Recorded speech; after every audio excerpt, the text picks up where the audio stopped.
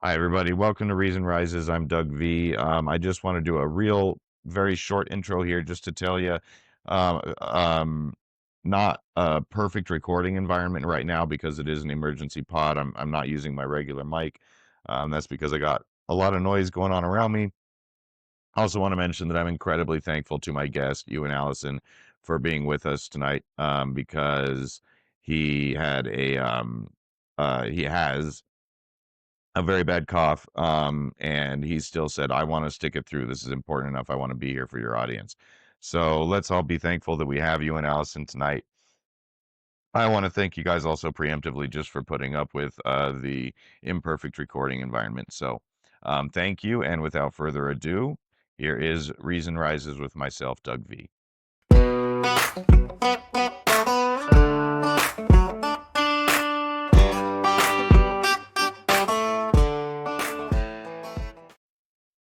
Hi, everybody. Welcome back to Reason Rises with Doug V. This is what we're going to call an emergency pod. As many of you may know from watching this series and listening to this series, one of the very first episodes, and I might mention one of the highest rated episodes, was with my buddy Ewen, who is an attorney currently in Maine, but previously we would call DC Beltway. And he is highly interested in the subject of international war crimes, but he's also up on the news the same way that anybody who'd be listening to this channel, in the same way that I am. And we talked to each other today, and we were just saying we are so incredibly appalled, although we'll get through whether appalled is the right word, but we are both highly concerned, let's say, by the video that just came out of the ICE shooting in Minneapolis. So we wanted to cover that, but we were already really talking over the last week that we wanted to talk about the whole Venezuela situation, which is kind of in Ewan's box of expertise. So we figured we'll kill two birds with one stone. This is going to be considered an emergency pod. This is not a regular episode. This is not a bonus. It's just we needed to talk. And so I want to thank Ewan for being here. Ewan, thank you so much for joining us again. We really appreciate it. Happy to be here. Yes, and I will note to everybody, because this is an emergency pod, there might be a little bit of issues with sound, lighting, what have you, but we're going to push through it, and we're just going to make this happen. We are going to try and keep it to no longer than an hour if that's possible, although me and Ewan have a habit of going a little bit over the time that we allot for ourselves. So, Ewan, I mean, let's just start simply. We both just saw that video. There's multiple angles coming out right now. But here's the progression that I saw throughout the day. I heard there was a shooting. I heard that it was just like the last time, an ICE agent being run down by a protester in their vehicle, being boxed in, were some of the other words that were being used. Slowly but surely, video came out from different angles. The president, of course, as always, came out what I would call prematurely and already basically said this woman is, a piece of garbage. Who cares what he said? But the gist of it was this was a piece of garbage protester, I guess, forgetting the fact that he's talking about someone who is now deceased and who probably had a family. And as the video came out, Ice Barbie, meaning Christy Nome, came out and she said this was an act of self-defense. This was again, an officer being run down by a protester, and he chose to shoot. Anybody who hasn't seen the video, let's not ignore the fact that this was a shooting in the face with at least 4 shots at point blank range. The next thing that I saw was an article from that included an interview with a woman who lived in a house right nearby. She said, "What I saw is I heard a noise outside. I went out. I saw ICE agents surrounding a vehicle. I saw an ICE agent with his, she said, midriff against the hood of the vehicle. She said, I saw the woman trying to turn around in her car. And then I saw the ICE agent open fire directly in her face. And when I finally got to see the videos from multiple angles, the way that I would describe it is you can clearly see that the front wheel is turned in a way that the woman is trying to get away from the officers. Definitely not trying to run anybody down, wasn't boxing anybody in. She was an SUV, basically parked like this. The first officer came around, yelled at her to get out of the vehicle. No identification, no saying we're ICE agents, no, this is the justification for asking you to leave your vehicle. And then another ICE agent who was right in front of the vehicle deholsters his weapon, pulls it out. She goes to turn to get away from the idea that she's about to be shot in the freaking face. And there are at least two shots that I saw through the windshield. And then I saw two shots through the side window as she was pulling away. And then naturally, she crashed into, she was almost certainly deceased at that point, crashed into what appears to be a telephone pole or something like that. They are, of course, labeling her a domestic terrorist. Christy Nome is. And my view is that Christy Nome's exact quote was, "This was an act of domestic terrorism." I fully agree with her. What the ICE agent did, and what the ICE agents are doing in Minneapolis, having been asked in no uncertain terms to leave by the mayor, is she's correct, domestic terrorism. I'll let you take it from here with your angle. I've only seen 2 videos. Um, the one that seems to be circulating most is one that's taken from the rear left, and, we don't see that clearly see that there are 2 men there. One of them is behind the other. The one, who's behind the first is the one with the gun, and, we do see the SUV backing up and then turning away, going forward and turning away from, the people there. And we do see puffs of smoke coming out, and we hear the shots. There's another video that shows the SUV moving forward, and he's draped over the hood somehow, and gets on his feet and to the side. Um, there's an eyewitness who was on MS Now earlier this evening, and she said that the officer had actually leaned over the hood and then fired. And then the, SUV accelerated. Um, there is also people who have listened to the first video more than I have, and they're hearing conflicting orders given to her to get out of the car and to leave. And, when you're in that state of confusion, you got, conflicting orders. Either one of them could be correct. You take your chances, and unfortunately, she did. Right. Um, So, from a lawyer's standpoint, now you're what I just heard you say is just the human being standpoint of I saw a video, this is what I saw. You obviously this isn't your area of law. However, you are a lawyer.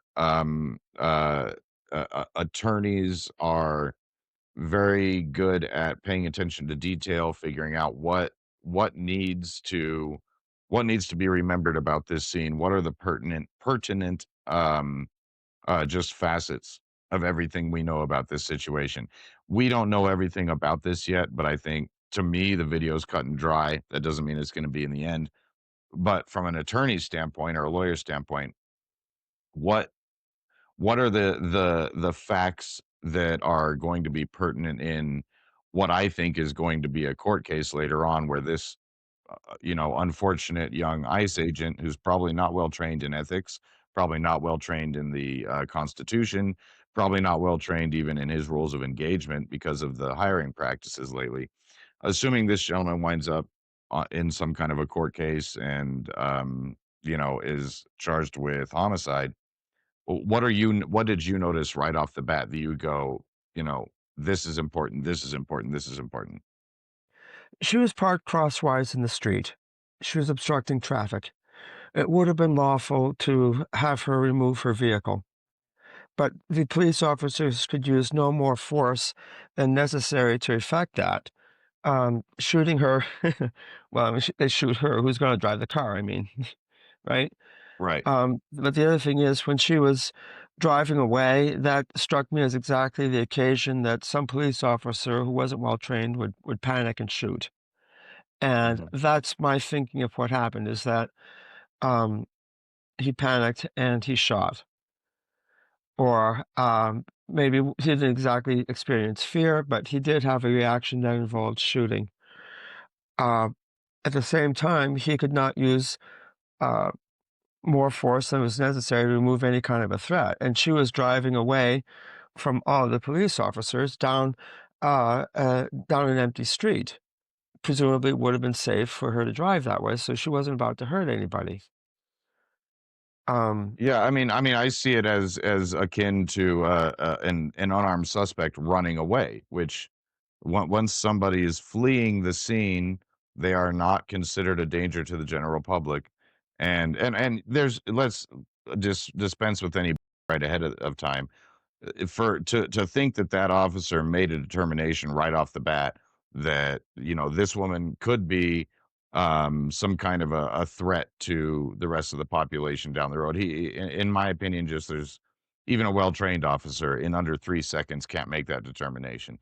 So, to me, this looked very much like a terrified, you know, robbery suspect who's been pinned down by the police, gets up and is able to run away, doesn't have a gun, doesn't have a knife, and is fleeing the scene, and they shoot him in the back. Am I wrong?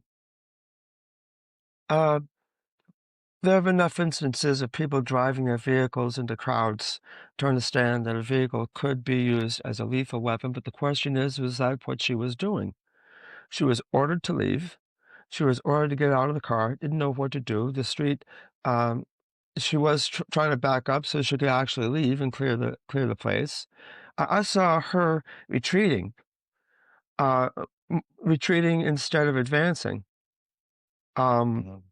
the second video I described is, it's a little unclear exactly when it happened.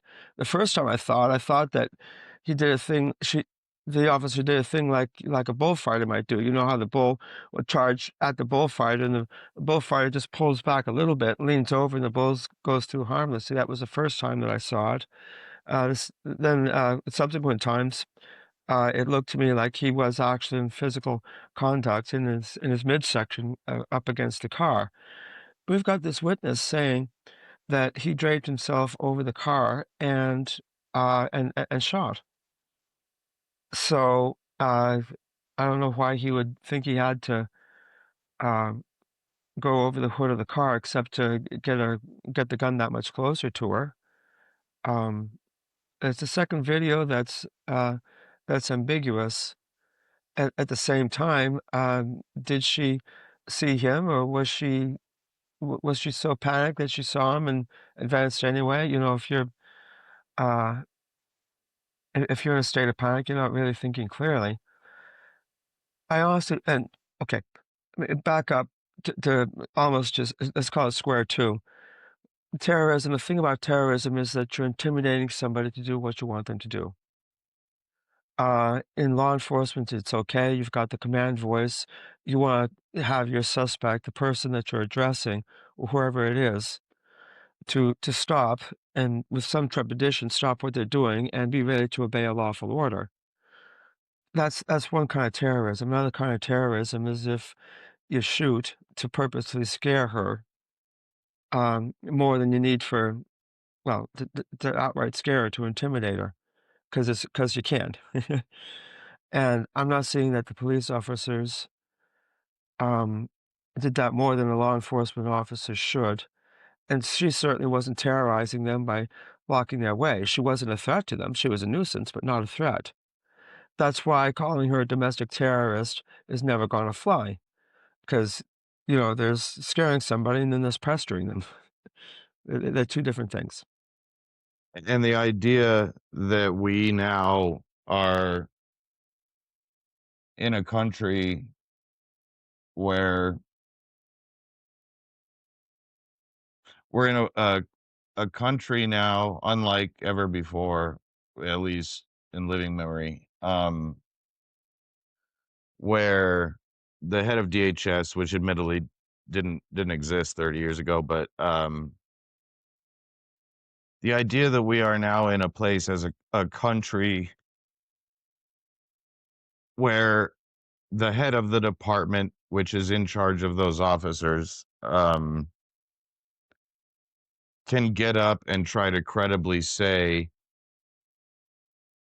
that this person was a domestic terrorist. I mean, what I had a video recently that performed fairly well that was just telling people we got to cut this out of calling any protesters terrorists who are not acting as terrorists.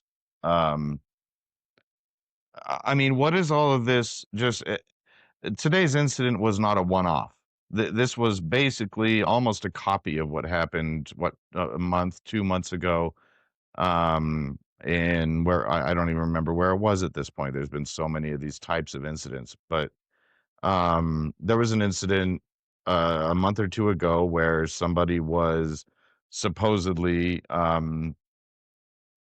blocking in agents or boxing them in or supposedly about to run them down, and shots were fired, and that woman was thankfully let off the hook essentially today. Or I believe that the case was dismissed with prejudice either today or yesterday, meaning it can't be brought against her again. What is it saying about our country that we're in a place where the executive branch is trying to make enemies of people who are carrying out their not their First Amendment not only rights but mandates? I mean, this is what Americans are meant to do. We are meant to vote. We are meant to be on jury duty. We are meant to protest when we see something wrong happening. I'm just feeling really lost about where our country is, that we have people at the head of any branch that are making enemies of our fellow Americans. I just don't understand. Look at what you and I are doing now. We're engaging in public discourse. Since the founding, that's been the core function of the citizenry. They cannot stop us from exchanging views and sharing them with your audience. We are a country, as you said, where the head of Homeland Security is attempting to paint all political opponents as domestic terrorists, or at least as enemies. Both these things are true. The one thing we have on our side is righteousness. It's wrong for the Secretary of Homeland Security to tar us with the brush that she has. And she's going to be doing that unfairly because there's no way she can be as selective enough. Um, and as it is with all nonviolent protests, it gathers support. It's indirect, it waxes and wanes, but eventually it's there. And um, there is a tipping point. I think a Harvard political scientist calculated you get 3.5% of the nation's population physically in the streets. Um, I don't understand the causality. But after that happens, governments fall. And we haven't seen that happen yet. Um, Right. so, as much as Christy Nome tries to paint us as domestic terrorists and domestic terrorist sympathizers, she's not going to prevail overall in So that. is this, I keep wanting to, I don't think anybody can accuse me of being a naive person, but I want to attribute my failure to understand what's happening here. I want to attribute that so badly to me being naive and not knowing it, that maybe this stuff was happening when I was, 15 years old and before, that I just missed, and I wasn't aware of it, and I wasn't there to live through it, or at least not politically aware, not paying attention to it. I want to tell myself this is not new territory. This is something we've been through and we've beaten it before, and we're going to beat it and come out just fine this time. Is there an analog? Is this something that we've gone through before and I'm just too young to know about it? Or is this truly just uncharted? The closest analogy I can think of is the McCarthy era, where Mhm. everybody, some decent people, were all tarred with the same brush, and there was a lot of hysteria generated around it. And it wasn't always true, or if one little tiny kernel was true, it was not overwhelming. We were never, there's no fifth column of communists in this country. Uh-huh. And eventually that lie was exposed for what it was. Um, at the same time, we do have this strain of maybe 20% to a third of the population being supportive of more autocratic control by the president, if not um, an outright dictator. I'm sure there's a handful of people who would want Trump to assume dictatorial control. And barring that, are just as happy with him violating the Constitution if it gets the results that they want. Uh-huh. Um, so what I see that's different now, it's a matter of degree and the level that it's happening at. Uh, we've always had rogue cops, we've always had rogue prosecutors. Here, we have a circle closely associated with Trump who are willing to push beyond the bounds of the law. And we have Christian Rome outright lying. Um, we've got Pam Bondi prosecuting political enemies. We've got whoever it was who convinced, and forgive me for going into part two, who convinced him to commit an act of aggression against Venezuela. These are all new. The fact that it's happening at such a high level and uh, so many wrong things at the top are happening. That much is new. But I'm glad that you bring up McCarthyism because, some of our younger viewers, including myself, I shouldn't even know about it, but I do. But, I'm sure you remember what was the quote that essentially ended McCarthyism. Do you remember I don't know who it was, but who was it who stood up and what did they say in the middle of that hearing that essentially put an end to McCarthyism? It was one I believe sentence. I I believe it was a head of some corporation who was being questioned by the House Committee on Un-American Activities, and he remained seated. But he did say, "At long last, sir, have you no decency?" Yeah. And, you know, I talked to a lot of people especially since I started this pod and just, trying to collect ideas and collect opinions and find out what direction I should be going and all of that stuff. And, I came to the realization the other day that I think I started this whole journey thinking that it was going to be a partisan thing where it was me as a Democrat talking to people who have a Republican bent or a right wing bent or a conservative bent, and trying to come to some agreement. And the more interviews that I do, and the more people that I talk to, I'm realizing this is at least for me on a personal level. Sorry if I bumped my mic there, folks. Um, for me on a personal level, this is no longer about partisanship or politics. I very much want to have capital R Republicans as part of the conversation and as part of the ruling of the country. I mean, you have to have a counterbalance to the the political and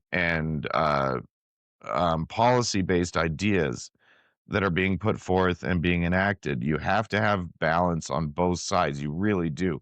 Even if we're going to wind up with other parties, which I personally believe we will fairly soon.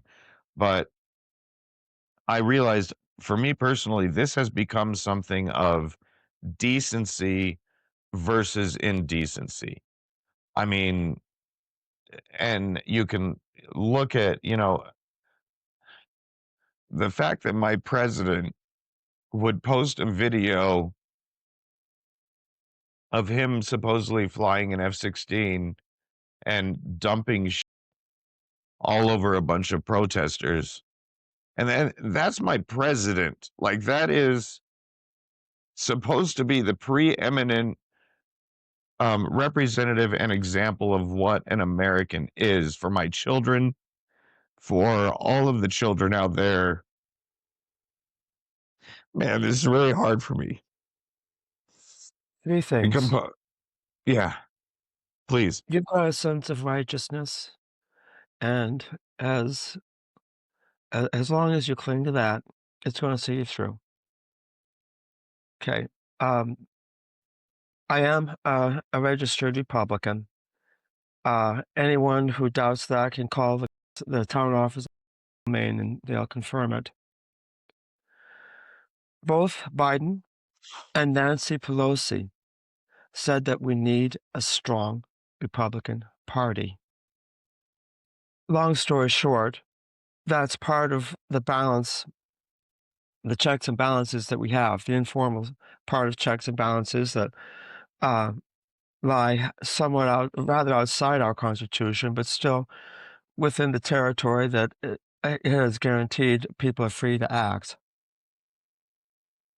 Are we though? I mean, I got into this argument with one of my other guests that when a protester is sitting down 2 stories down on the ground and they are a preacher or pastor or what have you, and they are as a protest, they are praying for the well-being of an ICE agent on a roof, and that ICE agent shoots that person in the face with a beanbag. Are we free to protest? I mean, at what point do we say our First Amendment rights they just are not there under this administration? I mean, at what point can we acknowledge that that is just going too far and to indeed taking those rights away? every person answers that question for themselves. Where I am, until the First Amendment is repealed, we speak, we petition for redress of grievances, we write and publish. There is this one instance where one person was exercising not just his freedom of religion, but his profession, and he was shot. And the funny thing is, he survived, but he was not prosecuted for praying. That's a hard fact. And I don't think Mm. anyone in the whole Trump recrudescence decided that he should be prosecuted for praying. Uh, and I wanted to say Okay, so is that hopeful to you? it is because we've still got this institution of freedom of speech and freedom of press, and freedom of assembly, a peaceable assembly, I should say, and was a freedom to petition government. We've still got all these freedoms. There are times that they're violated. It could even be systemic. You look at everyone who is exercising the speech, it's happening tens of millions, maybe hundreds of millions of times every single day. You know, you repost a tweet, you tell a friend, you over when you buy coffee at the at Dunkin' Donuts, or we have Tim Hortons here in Northern Maine too. Um, you're still exercising those rights with impunity because they're peacefully exercised with impunity is as it should be. So we've still got this institution that's intact. It's taken a lot of hits. It's fraying around the edges. It's never been thus. There have been police officers who have shot people who shouted at them. we've still got this social construct, this political sensibility, this virtue, and I'm using virtue the way our founding fathers used it. You got to have the Constitution, laws, and all that, but to really make it work, you got to have people with virtue, what you updated to calling a sense of decency. They realized that that was necessary to make the system work. Mhm. I'm seeing a lot in members of Trump's administration who don't think the virtue is all that necessary. It's a matter of power. You do it, and you dare anyone to smack you down. And Kristi Noem obviously was very safe from being smacked down. I mean, no one was going to stand up and call her a liar there at that conference. No one was going to attack her, not with all those guards around her. If they tried, they'd be held back. Mhm. But she still spoke with this sense that she could lie, uh, and that she had the power to lie because no one was going to do anything that would really matter in the face of it. Right. And we had Stephen Miller saying that, I forget the exact quote, but the thrust of it was now all that matters in the international sphere is power. It's always been that way, and if President Trump wants Greenland, then he's going to take it, and that's going to be that. It's just an exercise of sheer raw power. He seems enamored of the stuff. He doesn't understand how fragile it is. There is this sensibility, though, that power is is what you have, and it doesn't matter there's an objection. It doesn't matter that if you build a positive relationship with the people who are supposed to do your bidding or are supposed to let you um, lead, they don't understand that kind of power. It's a soft power, but it's very real, and it's ultimately what makes everything work. Right. Well, you know, I'm gonna try and stick to our time limit tonight. So I do want to leave our listeners with something hopeful, and I am trying to stick to our time allotment tonight. I think we got pretty clearly to how both of us feel about what we know about what happened in Minneapolis today. And let's be clear that we only know what we know. It's just what I see is so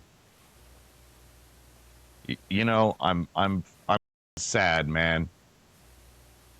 I'm sad and I'm disheartened and just I'm apoplectic.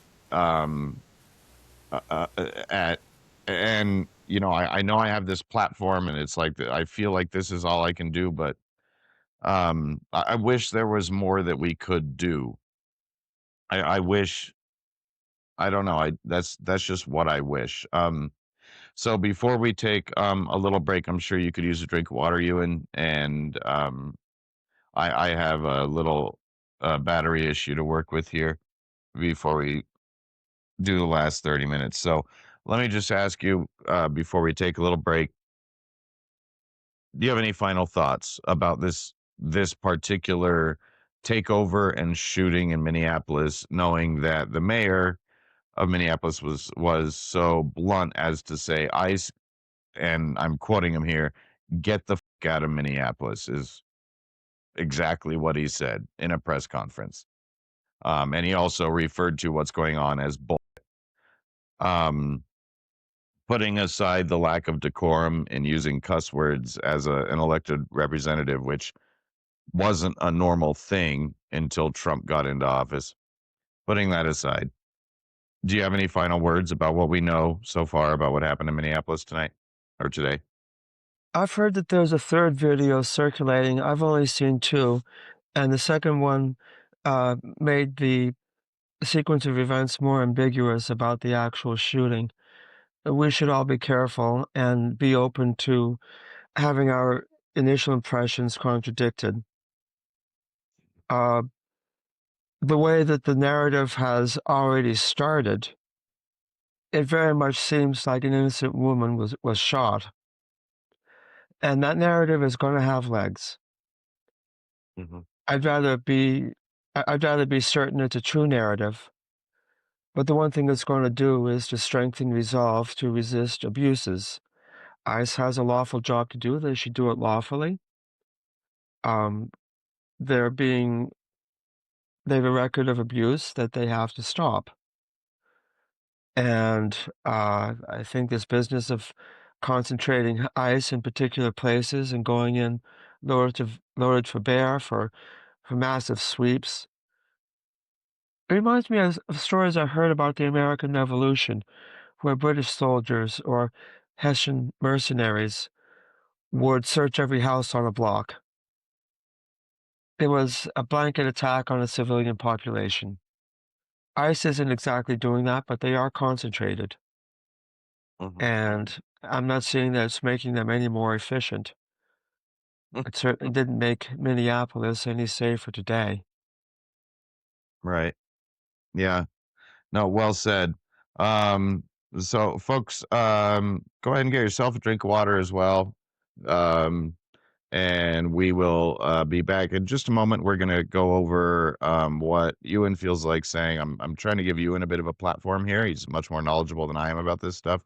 So we're gonna go on to the what we know so far of the issue in Venezuela that both of us feels important over the next couple of days. So everybody go get a drink of water. We'll be right back. And thank you so much for being here on Reason Rises. Again, my guest, Ewan Allison, and we'll be back in a moment.